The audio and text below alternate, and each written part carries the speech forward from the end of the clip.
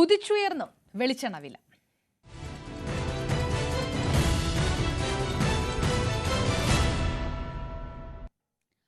ആർക്കും പിടിച്ചു നിർത്താൻ കഴിയാത്ത രീതിയിൽ കുതിക്കുകയാണ് ഇപ്പോൾ വെളിച്ചെണ്ണ വില.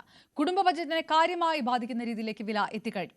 വെളിച്ചെണ്ണ ഒഴിവാക്കി സൺഫ്ലവർ ഓയിലിലേക്കും മറ്റും തിരിഞ്ഞിരിക്കുകയാണ് സാധാരണക്കാർ.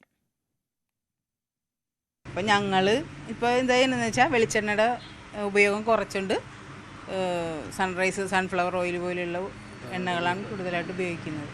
പിന്നെ എണ്ണ ഉപയോഗിക്കാതിരിക്കാൻ ശ്രമിക്കും കൂടുതലായിട്ടും.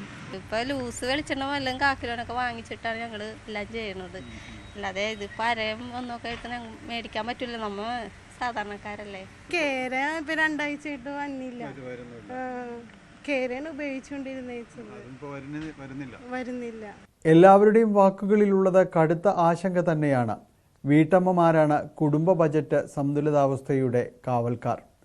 ഇപ്പോൾ ഒരു കടയിലേക്ക് എത്തിയാൽ ആദ്യം വെളിച്ചെണ്ണയുടെ വില എന്തായി എന്ന് നോക്കേണ്ട അവസ്ഥയാണ്. പ്രതിദിനം വില ഉയരുന്ന സ്ഥിതി. 450 രൂപയ്ക്ക് മുകളിലേക്ക് വിലയെത്തി. മുൻപന്തിയിലുള്ള ബ്രാൻഡുകൾ 500 മുകളിലാണ്. ഈ വർഷം ആദ്യം 200 രൂപയ്ക്ക് മുകളിലുണ്ടായിരുന്ന വെളിച്ചെണ്ണയാണ് ഇങ്ങനെ കുത്തനെ കയറിപ്പോയത്. വെളിച്ചെണ്ണ ഒഴിവാക്കി പലരും ബദൽ മാർഗങ്ങളിലേക്ക് തിരിഞ്ഞതായി വ്യാപാരികൾ പറയുന്നു. വെളിച്ചെണ്ണ ഇപ്പോൾ കിട്ടാനും ഇല്ല. കേരയൊക്കെ ഒരു 3 ആഴ്ചയായിട്ട് നമുക്ക് സപ്ലൈ വന്നിട്ടില്ല. ഇപ്പം നാളെ തരാമെന്ന് പറഞ്ഞപ്പോൾ ഓർഡർ എടുത്ത് പോയിട്ടുണ്ട് ഇന്നലെ.